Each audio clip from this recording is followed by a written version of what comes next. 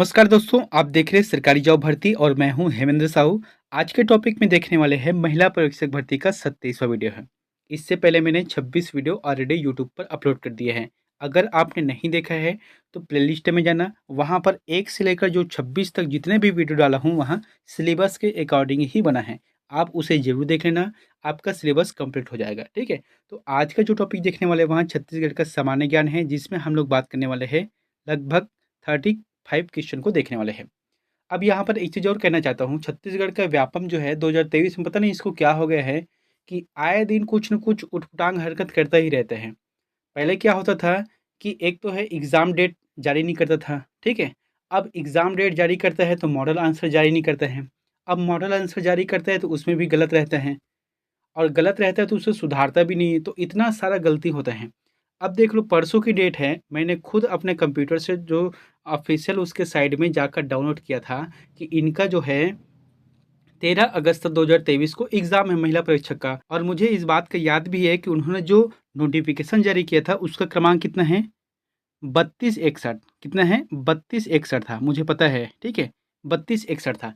लेकिन उसके जस्ट 24 घंटे बाद व्यापम क्या जारी करता है कि हमने जो सोशल मीडिया पर जो चल रहा है 13 अगस्त 2023 का एग्ज़ाम डेट है, यहाँ एक अफ़वाह है, हमने जारी नहीं किया है और जब भी इसका एग्ज़ाम डेट जारी हो जाएगा तो हम बता देंगे। 24 घंटे बाद जारी करता है, तो इसका क्रमांक क्या है? 3282 है, ठीक है? 3282 है। अब सोचो इतना जल्दी-जल्दी व्यापम अपना रुख बदल रहा है कि समझ नहीं आता कि चल क्या रहा है। तो खैर कोई बात नहीं, अपना काम क्या है, पढ़ना है। जब नोटिफ़िकेशन आ जाएगा, फाइनल रूप से पता चल जाएगा, व्यापम प्रेस पत्र जारी कर देगा, तब जाके मानेंगे कि हाँ, इसका एग्ज़ाम डेट इस डेट को है। तब तक हमको करना क्या है, अच्छे ढंग से और ईमानदारी से पढ़ाई करना है, बस इतना ही है, ठीक है? अगर व्यापम के चक्कर में रहेंगे कि ये 13 तारीख को एग्ज़ाम हो रहा है कि 15 तारीख के बाद यानी कि 15 अगस्त के बाद 16 अगस्त को होगा, तो इसका कोई ठिकाना नहीं है। आपको जो है सिर्फ़ पढ़ना है, जब नोटिफ़िकेशन आ जाएगा कि अब प्रवेश पत्र डाउनलोड कर सकते हो, तब जाके सही मानना, ठीक है? तो चलते हैं यहाँ पर वीडियो की तरफ। और इस टॉपिक में जो हम लोग देखने वाले हैं वहाँ काफ़ी इंपॉर्टेंट है, जो कि छत्तीसगढ़ का है, ठीक है? तो पहला प्रश्न क्या देखते हैं यहाँ पर? पहला प्रश्न है छत्तीसगढ़ का निजाती म्यूज़ियम कहाँ पर स्थापित है? बहुत ही इंपॉर्टेंट है, छत्तीसगढ़ का जो निजाती म्यूज़ियम है, कहाँ पर स्थापित है? ये रहेगा जगदलपुर, जगदलपुर में स्थापित है। दूसरा प्रश्न है छत्तीसगढ़ में कबीर पंथ के संस्थापक कौन हुए? तो कबीर पंथ के संस्थापक कौन हुए? ये रहेगा चूड़ामणि साहब। चूड़ामणि साहब ने छत्तीसगढ़ में कबीर पंथ की स्थापना की, यानी कि संस्थापक हुए। उसके बाद से ही छत्तीसगढ़ में उसके अनुयायी हुए या उनके भक्त हुए, तो इस प्रकार से वो बढ़ते गया। तीसरा प्रश्न है बस्तर संभाग में बहने वाली कोटरी नदी का विसर्जन किस नदी में होता है? काफी इंपॉर्टेंट है। तो कोटरी नदी का जो विसर्जन है वहाँ कौन सी नदी पर होता है? ये रहेगा इंद्रावती नदी, इंद्रावती नदी पर होता है। जैसे कि होता क्या है कि उत्तर छत्तीसगढ़ का जितने भी नदी है वहाँ लगभग महानदी में विसर्जन होता है, ठीक है? महानदी में होगा या फिर जो है शिवनाथ नदी में होता है। उसी तरीका से दक्षिण छत्तीसगढ़ का जितने भी नदी है वो ज्यादातर नदी जो है इंद्रावती नदी पर ही विसर्जित होता है। और थोड़ा बहुत बच गया तो फिर वहाँ गोदावरी नदी पर होता है। कुल मिलाकर वहीं पर जाके मिलता है सभी, ठीक है? तो यहाँ पर देखते हैं कौन-सा कोटरी नदी, तो कोटरी नदी जो है 135 किलोमीटर बहती है और बीजापुर में इंद्रावती में नदी में विसर्जन हो जाती है। अगला है छत्तीसगढ़ में कोसा अनुसंधान केंद्र कहाँ पर स्थापित है? तो कहाँ पर स्थापित है कोसा अनुसंधान केंद्र? ये रहेगा बस्तर, बस्तर पे स्थापित है। अगला है ठाकुर प्यारेलाल सिंह छत्तीसगढ़ के किस जिले से संबंध रखते हैं? काफ़ी इंपॉर्टेंट है, ठाकुर प्यारेलाल से संबंधित बहुत सारे प्रश्न बनते हैं, ठीक है? तो यहाँ पर क्या बोला गया है, वहाँ कौन से जिले से संबंधित है? ये रहता है राजनांदगांव से, है ना? राजनांदगांव से संबंधित है और इनके ही नेतृत्व में 3 बार जो है श्रमिक आंदोलन हुए थे।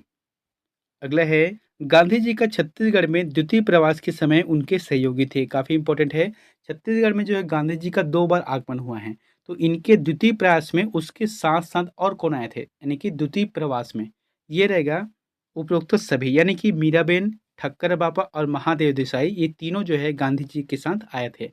अब प्रश्न उठता है कि प्रथम आगमन पे कौन आए थे? तो प्रथम आगमन पे है मौलाना शौकत अली आए थे। अगला है पोड़ी सीपत जो कि बिलासपुर के जंगल सत्याग्रह के नेतृत्वकर्ता कौन हुए? तो कौन हुए?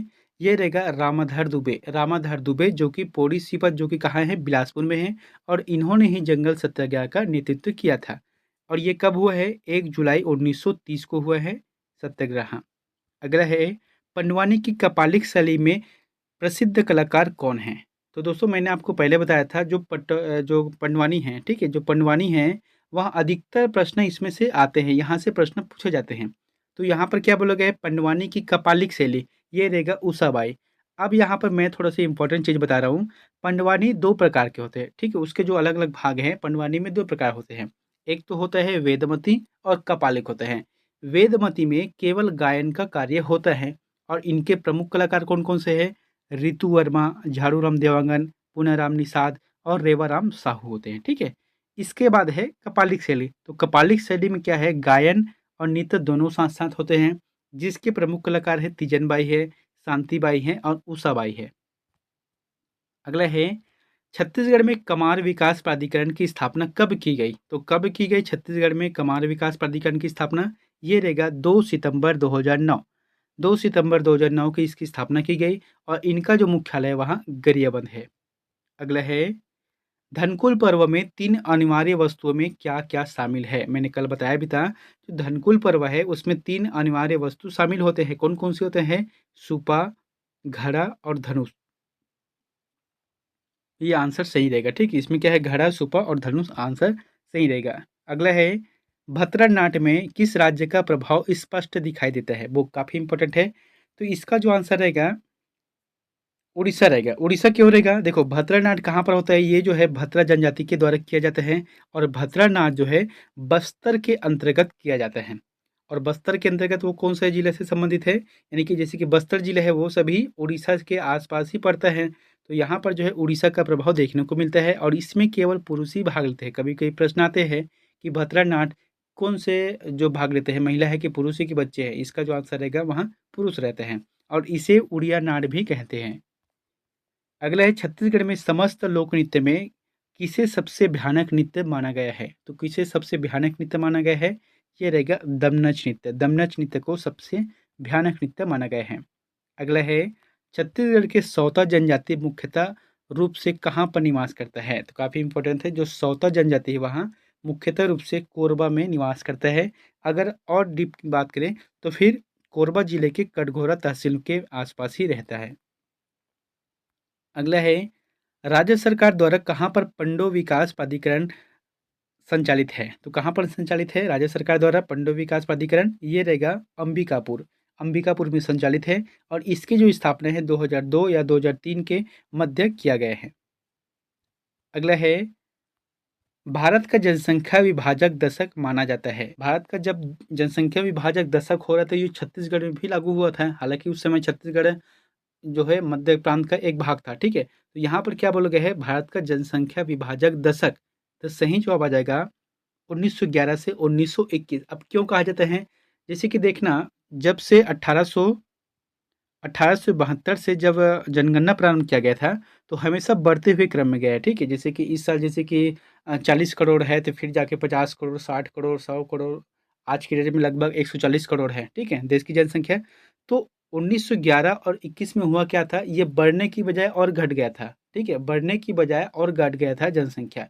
इसीलिए कहा जाता है कि भारत का जनसंख्या विभाजक दशक माना जाता है। अगला है, छत्तीसगढ़ की हॉकी खिलाड़ी सुश्री सबा अंजू को भारत सरकार द्वारा किस वर्ष पद्मश्री से सम्मानित किया गया है? तो सुश्री कौन है? सबा अंजू। तो सबा अंजू को भारत सरकार द्वारा किस वर्ष पद्मश्री से सम्मानित किया है? 2015 से किया है। कभी-कभी प्रश्न ये पूछते हैं कि ये कौन सा जिले से संबंधित है? तो ये रहेगा दुर्ग जिले से संबंधित है। अगला है, बिलासपुर उच्च न्यायालय का कहाँ पर खंडपीठ स्थित है? तो छत्तीसगढ़ में बिलासपुर उच्च न्यायालय है। कहाँ पर है? बिलासपुर में है। तो इसका और खंडपीठ कहाँ है? तो इसका जवाब रहेगा इनमें से कोई नहीं। यानी कि बिलासपुर उच्च न्यायालय का कोई भी प्रकार के खंडपीठ नहीं है।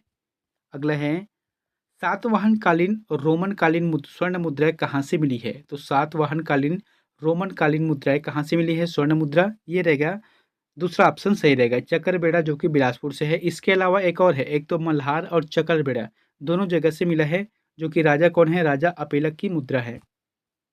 अगला है, शिकार के समय किए जाने वाले नृत्य को कहा जाता है? तो शिकार के समय किए जाने वाले नृत्य को क्या कहा जाता है?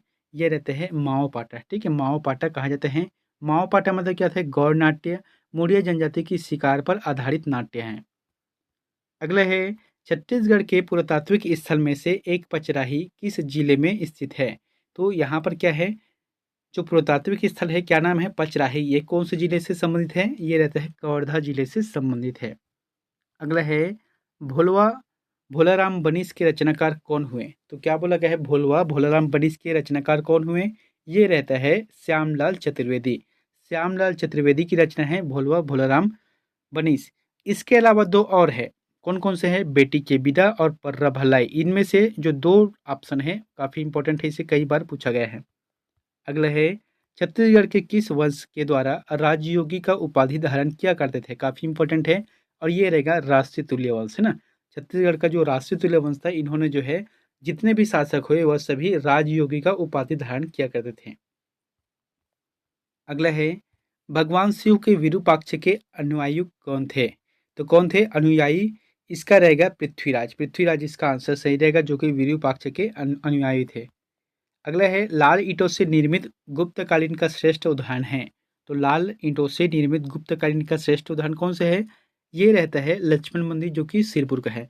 अब यहाँ पर प्रश्न आता है गुप्तकालीन क्यों कहा गया है, जबकि इन्होंने तो जबकि इसका निर्माण पांडु वंश ने किया है। तो जिस समय पांडु वंश का जो शासक था कौन है? हर्षगुप्त। हर्षगुप्त के बेटे का नाम क्या है? महाश्रीगुप्त बालार्जुन। तो बालार्जुन ने अपने पिता की याद में रानी वासटा, जो कि उनकी माँ थी, इन्होंने ही बनाया है। ठीक है, जो शिवपुर में लक्ष्मण मंदिर है इन्होंने बनाया है, जो कि लाल ईंटों से है। तो ये क्या है? छत्तीसगढ़ का शासन था। लेकिन पूरे अगर भारतवर्ष की बात की जाए, पूरे देश में बात किया जाए, तो उस समय जो है गुप्तकालीन समय चल रहा था, इसलिए कहा गया है गुप्तकालीन श्रेष्ठ उदाहरण है। तो लक्ष्मण मंदिर सिरपुर सही रहेगा। अगला है, 11वीं सदी में रतनपुर के महामाया मंदिर का निर्माण किसने कराया? तो किसने कराया है? ये रहेगा रत्नदेव प्रथम। रत्नदेव प्रथम यानी कि कलचुरी शासक ने कराया था। अगले है, मराठों के अधीन अंतिम कलचुरी शासक थे। काफ़ी इंपॉर्टेंट है। तो मराठों के अधीन अंतिम कलचुरी शासक कौन थे? मोहन सिंह। मोहन सिंह अंतिम कलचुरी शासक थे। मोहन सिंह जो कि 1742 से 1745 तक इन्होंने शासन किया है और ये अंतिम कलचुरी शासक हुए। अगला है, 1825 में गेंद सिंह के नेतृत्व में परलकोट का विद्रोह हुआ। उस समय वहाँ का शासक कौन था? तो 1825 में किसके नेतृत्व में विद्रोह हुआ है परलकोट का? गेंद सिंह के नेतृत्व में। तो उस समय उनका शासक कौन था? ये रहेगा महिपाल देव। महिपाल देव इसका आंसर सही रहेगा। अगला है, छत्तीसगढ़ के अंतिम सूबेदार कौन थे? काफ़ी इंपॉर्टेंट है। ये जो सूबे वाला प्रथा है वह मराठा शासन की देन है, इन्होंने ही चलाया था। इसका जो आंसर आ जाएगा यादवराव दिवाकर रहेगा। ठीक है, यादवराव दिवाकर जो कि अंतिम सूबेदार थे। यहाँ पर देखे थे सूबा प्रशासन जो कि 1787 से 1818 के मध्य चला है। तो इनके प्रथम सूबेदार कौन हुए? महिपत राव दिनकर हुए, जबकि अंतिम सूबेदार कौन हुए? यादवराव दिवाकर हुए। अगला है, छत्तीसगढ़ की राजधानी रतनपुर से रायपुर लाने का श्रेय किसे जाता है? तो किसे जाता है? Captain Agnew. कैप्टन एगन्यू ने ही छत्तीसगढ़ की जो राजधानी है रतनपुर से रायपुर लाया है। अगर ये नहीं लाता तो आज की डेट में छत्तीसगढ़ की जो राजधानी वहाँ रतनपुर रहता। यहाँ पर देखते हैं 1818 में छत्तीसगढ़ की राजधानी का परिवर्तन किया गया है और इन्होंने जो 27 परगना था उसे कम करके 8 परगनों तक सीमित किया। अगला है, छत्तीसगढ़ में मराठा काल के समय प्राचीन मवेशी बाजार हुआ करते थे। तो प्राचीन मवेशी बाजार हुआ करते थे तो कहाँ? रतनपुर में। रतनपुर में होता था।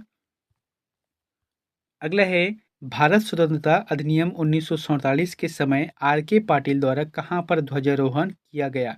तो कहाँ पर ध्वजारोहण किया गया? ये रहेगा पुलिस लाइन जो कि रायपुर में है। कभी कभी इसमें से कुछ प्रश्न आते हैं, मैं बता देना चाहता हूँ। यहाँ पर आता है कि वामाराव लाखे ने कहाँ पर ध्वजारोहण किया? तो गांधी चौक जो कि रायपुर में है। एक है आर के पाटिल ने कहाँ पर किया? पुलिस लाइन रायपुर में। पंडित रविशंकर शुक्ला, ये रहेगा सीतामढ़ी जो कि नागपुर से किया है। और एक है घनश्याम सिंह गुप्त जो कि दुर्ग से है और रामगोपाल तिवारी जो कि बिलासपुर से हैं। और बाकी जितने भी क्रांतिकारी हुए, जितने भी हमारे छत्तीसगढ़ के समाज सेवी हुए, उन्होंने अपने अपने जो क्षेत्र है, अपने अपने जो जिला है वहाँ पर किया है। अगला है, नाचा के प्रोत्साहन हेतु किसने रवेली नाचा पार्टी की स्थापना की? काफ़ी इंपॉर्टेंट है, कल बताया था आपको। ये रहेगा दुलार सिंह मंत्रा जी। इसे जो है नाचा का भीष्म पितामह भी कहा जाता है। अगला है, गोदना जलप्रपात किस जिले में स्थित है? तो कौन से जिले में स्थित है गोदना जलप्रपात? गरियाबंद जिले में स्थित है। यहाँ उदंती नदी के तट पर स्थित है। अगला है, कन्हार नदी का विसर्जन किस नदी पर होता है? तो कन्हार नदी का जो विसर्जन है वहाँ किस नदी पर होता है? ये रहेगा सोन नदी। ठीक है, सोन नदी पर होता है इनका विसर्जन। अब अंतिम का प्रश्न आप लोगों के लिए होमवर्क है, तो इसका आंसर हमें प्लीज़ कमेंट बॉक्स पर जाकर जरूर बताएं। प्रश्न क्या है कि प्रदेश का एकमात्र खुला विश्वविद्यालय कौन सी है? तो प्रदेश का एकमात्र खुला विश्वविद्यालय कौन सी है? ऑप्शन है कुशाभाऊ ठाकरे, पंडित सुंदरलाल शर्मा, कामधेनु विश्वविद्यालय और गहिरा गुरु विश्वविद्यालय। इन चारों में से जो भी ऑप्शन आपको सही लगता है तो प्लीज़ हमें कमेंट बॉक्स पर जाकर जरूर कमेंट करें। मिलते हैं नेक्स्ट वीडियो में एक नई जानकारी के साथ। Thank you.